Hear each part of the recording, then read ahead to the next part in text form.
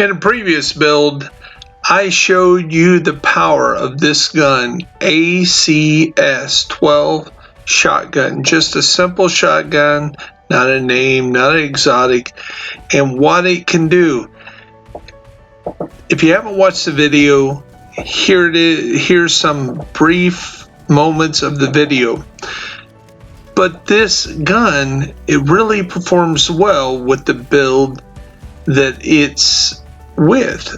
So many people have made Eclipse Protocol builds, and it is really neat to put the chest on there that is Eclipse Protocol to have that extra damage and the extra spread. But I use trauma with it so I can get the headshot and make them blind, and body shot to make them bleed.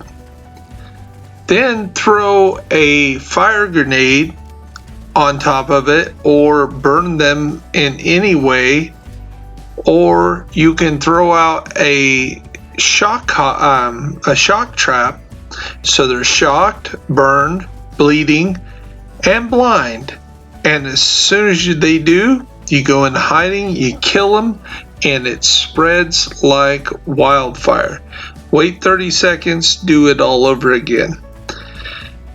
Maybe not the most efficient build, but it's worth checking out. So I'm going to post now the build that we are going to use with the AC-12, and of course it's backed up by the very powerful Eagle Bear. So I'm going to go over my very first version, and this one was using the White Death for long range, and that it was using the ACS-12 for popping those headshots, getting the in-sync to prop, doing a lot of the close-up damage.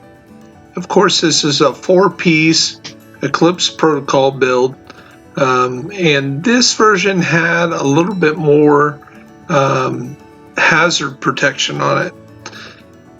I wasn't thinking more about the fire at this point. I was more thinking about the protection from hazards coming up in the possible raid, even though I was anticipating taking the exotic off and running a little bit more health here. But with I could get by with the blue because of the specialist giving it a +1 on the skill, and it works really good. As you can see, just less than a week ago I was 421 and just experimenting around. You're going to see on the second build I'm closer to that 1,000 range. That's the Eclipse Protocol ACS-12 build. I'm going to show you the second build now. So this is my improved build,